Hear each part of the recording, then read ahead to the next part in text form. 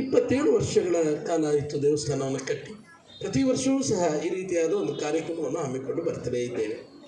ಕಾರ್ಯಕ್ರಮ ಒಂದು ಕಡೆ ವರ್ಷದ ಸರಳ ಸಾಮೂಹಿಕ ವಿವಾಹ ಕಾರ್ಯಕ್ರಮ ನಡೀತಾ ಇದೆ. ಸರಳ ಸಾಮೂಹಿಕ ವಿವಾಹ ಕಾರ್ಯಕ್ರಮವೂ ಅಷ್ಟೇ ಭಾಳ ವರ್ಷದಿಂದ ನಡೆಸ್ಕೊಂಡು ಬರ್ತಾಯಿದ್ರು. ಮೊದಲೆಲ್ಲ ಸರಳ ಸಾಮೂಹಿಕ ವಿವಾಹಕ್ಕೆ ಭಾಳಷ್ಟು ಜನ ಬರ್ತಾಯಿದ್ರು. ಇವತ್ತಿನ ದಿನಮಾನಗಳಲ್ಲಿ ಅದೇನೋ ಸ್ವಲ್ಪ ಕಡಿಮೆ ಆಗ್ತಾ ಇದೆ. ಎಲ್ಲ ಕಡೆ ನಾವು ನೋಡ್ತಾ ಇದ್ದೇವೆ, ತುಂಬ ಕಡಿಮೆ ಆಗ್ತಾಯಿದೆ. ಇದರ ಜೊತೆಯಲ್ಲಿ ಕೇವಲ ಸರಳ ಸಾಮೂಹಿಕ ವಿವಾಹದಲ್ಲಿ ಇವತ್ತಿನ ದಿನ ನವದಂಪತಿಗಳಾಗಿ ಕಾಲಿಟ್ಟಿರುವಂತಹ ಅವರಿಗೆ ಆಶೀರ್ವಾದ ಮಾಡಬೇಕು ಅಂತ ಹೇಳಿದರೆ ಆದರ್ಶ ಹಿರಿಯ ದಂಪತಿಗಳಿಂದ ಸಾಧ್ಯ ಅಂತ ಹೇಳಿ, ಅದರ ಜೊತೆಯಲ್ಲಿ ಅವರನ್ನು ಸಹ ಹಿರಿಯ ದಂಪತಿಗಳನ್ನು ಕರೆಸಿ ಅವರಿಗೆ ಸನ್ಮಾನ ಮಾಡಿ ಅವರ 50ನೇ ವರ್ಷ ಮುಗಿಯಿತು ಅಂತೇಳಿ ಮದುವೆ ಆದ ನಂತರ 50 ವರ್ಷಗಳಾಗಿವೆ ಅಂತ ಹೇಳೋದನ್ನು ಯೋಚನೆ ಮಾಡುವಂತಹ ಮತ್ತು ಒಂದು ಆ ಕುಟುಂಬವನ್ನು ಸುಸೂತ್ರವಾಗಿ ನಡೆಸಿಕೊಂಡು ಹೋಗುವಂಥ ವ್ಯವಸ್ಥೆ ಕಡೆ ಇದ್ದಾರೆ ಅಂತ ಹೇಳಿ ತುಂಬ ಸಂತೋಷ ಆಗ್ತದೆ. ಅವರು ನಮ್ಮ ಜೊತೆಯಲ್ಲಿರೋದು ತುಂಬ ಸಂತೋಷವನ್ನು ಕೊಡುವ ವಿಚಾರವಾಗಿದೆ. ಈಶ್ವರಪ್ಪರು ಅದರ ಬಗ್ಗೆನೇ ತುಂಬ ಪ್ರಸ್ತಾಪ ಮಾಡಿದರು. ಹಾಗೆ ಡಾಕ್ಟರ್ ಸರ್ಜಿಯವರು ಸಹ ಮಾತನಾಡಿದರು, ಈ ಶಾಸಕರಾದ ಚನ್ನಬಸಪ್ಪ ಅವರು ಮಾತನಾಡಿದರು. ಹಾಗೆ ಇವರೆಲ್ಲರ ಮಾತುಗಳ ಮುಖಾಂತರ ನಮಗೊಂದು ಅರ್ಥ ಆಗ್ತಾ ಇದೆ, ಈ ದೇಶದಲ್ಲಿರುವಂಥ ಭಾರತೀಯ ಸಂಸ್ಕೃತಿ ಅತ್ಯಂತ ಶ್ರೇಷ್ಠವಾದ ಸಂಸ್ಕೃತಿ ಇದೆ.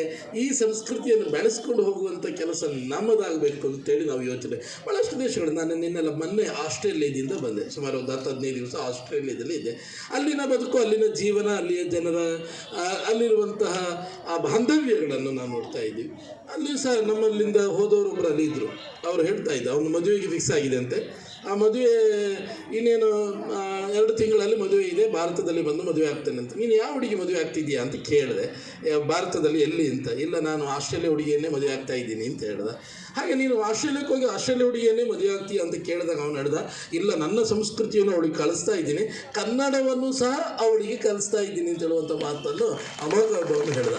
ಈಗ ಅವಳು ಕನ್ನಡ ಮಾತಾಡ್ತಾಳೆ, ನಮ್ಮ ಸಂಸ್ಕೃತಿಗೆ ಹೊಂದಿಕೊಂಡಿದ್ದಾಳೆ, ಇನ್ನು ನಾನು ಅವಳನ್ನು ಮದುವೆ ಆಗ್ತಾ ಇದ್ದೇನೆ ಅಂತ ಹೇಳಿ. ಹಾಗಾಗಿ ನಮಗೊಂದೆಲ್ಲ ಒಂದು ಕಡೆ ಅವರು ಅಲ್ಲಿಯ MP PS ಆಗಿ ಪರ್ಸನಲ್ ಸೆಕ್ರೆಟರಿ ಆಗಿ ಕೆಲಸ ಮಾಡ್ತಾ ಇದ್ದಾರೆ. ಹಾಗೆ ನೋಡಿದಾಗ ಎಲ್ಲ ಒಂದು ಕಡೆ ನಮ್ಮ ಸಂಸ್ಕೃತಿಯನ್ನು ನಾವು ಯಾವುದೇ ಈ ಸಮುದ್ರವನ್ನು ಹಾರಿ ಎಷ್ಟು ದೂರ ಹೋದರೂ ಸಹ ನಮ್ಮ ಸಂಸ್ಕೃತಿಯನ್ನು ನಾವು ಯಾವತ್ತೂ ಮರಿಬಾರ್ದು ಅಂತ ಹೇಳೋದು ಭಾಳ ಮುಖ್ಯ. ಆಸ್ಟ್ರೇಲಿಯಾ ದೇಶ ಸಮೃದ್ಧಿಯಾಗಿದೆ. ಹಾಗಾಗಿ ನಮ್ಮಲ್ಲಿರುವಂಥ ಜನಸಂಖ್ಯೆ ಬಗ್ಗೆ ನಾವು ಭಾಳಷ್ಟು ಸಂದರ್ಭದಲ್ಲಿ ಮಾತನಾಡ್ತಾ ಇರ್ತೇವೆ. ಜ್ಞಾನೇಂದ್ರ ಅವರು ಸಹ ಲಾಸ್ಟ್ ಟೈಮ್ ಹೇಳಿದರು, ಅವರ ಬದುಕು, ಅವರ ಜೀವನದ ಬಗ್ಗೆ ತುಂಬ ಚೆನ್ನಾಗಿ ಮಾತನಾಡಿದರು. ಹಾಗಾಗಿ ಒಂದು ಸಲ ನಾವು ಯೋಚನೆ ಮಾಡಬೇಕಾಗಿದೆ, ನಮ್ಮ ಸಂಸ್ಕೃತಿಯನ್ನು ಉಳಿಸಿಕೊಂಡು ಹೋಗುವಂಥ ಕೆಲಸ ಖಂಡಿತ ಆಗಬೇಕಾಗಿದೆ. ಸಂಸ್ಕಾರ ಮತ್ತು ಸಂಸ್ಕೃತಿ ಈ ದೇಶದ ಮೂಲ ತತ್ವವಾಗಿ ನಮ್ಗೆ ಕಾಣಬೇಕಾಗುತ್ತೆ. ಸಂಸ್ಕಾರ ಮತ್ತು ಸಂಸ್ಕೃತಿ ನಮ್ಮ ದೇಶಕ್ಕೆ ಇಷ್ಟೊಂದು ಅಲ್ಲಿಯ ಜನ ಹೆಚ್ಚಿನ ಪ್ರಾಮುಖ್ಯತೆ ಕೊಡ್ತಾರೆ ಮತ್ತು ಗೌರವ ಕೊಡ್ತಾರೆ ಅಂತ ಹೇಳಿದರೆ ಮೂಲ ಕಾರಣ ನಮ್ಮ ದೇಶದಲ್ಲಿರುವಂಥ ಭಾರತೀಯ ಸಂಸ್ಕೃತಿ. ತುಂಬ ಹೇಳ್ತಾರೆ. ನಾನು ಕೇಳಿದೆ ಅಲ್ಲಿ ಒಬ್ಬರಿಗೆ, ಆಸ್ಟ್ರೇಲಿಯಾಕ್ಕೆ ಎಷ್ಟು ವರ್ಷದ ಇತಿಹಾಸ ಇದೆ ಅಂತ. ಅವರು ತಕ್ಷಣ ಹೇಳಿದರು, ನಮಗೆ ನಮ್ಮ ಇತಿಹಾಸ ಹೇಳೋದಕ್ಕೂ ಸ್ವಲ್ಪ ನಾಚಿಕೆ ಆಗುತ್ತೆ ಅಂತ. ಯಾಕೆ ಅಂತ ಕೇಳಿದೆ. ನಿಮ್ಮ ಯುಗಗಳ ಬಗ್ಗೆ ನೀವು ಮಾತನಾಡ್ತೀರಿ, ಭಾರತದಲ್ಲಿರುವಂಥ ಯುಗಗಳು, ಅದಕ್ಕೆ 4 ಯುಗಗಳ ಬಗ್ಗೆ ನೀವು ಮಾತನಾಡ್ತೀರಿ, ಅದೆಷ್ಟು ವರ್ಷದ ಇತಿಹಾಸ ಈ ದೇಶಕ್ಕೆ ಇದೆ ಭಾರತೀಯರಿಗೆ. ಆದರೆ ನಮ್ಮ ದೇಶ ಕೇವಲ 400-500 ವರ್ಷದ ಇತಿಹಾಸ ಇದೆ ಅಷ್ಟೇ ಅಂತ. ಹೇಗೆ ಅಂತ ಕೇಳಿದೆ. ಎಲ್ಲ ಬ್ರಿಟಿಷರ ಆಡಳಿತಕ್ಕೆ ಸಂಬಂಧಪಟ್ಟಿದ್ದು ಆಸ್ಟ್ರೇಲಿಯಾ ಎಲ್ಲ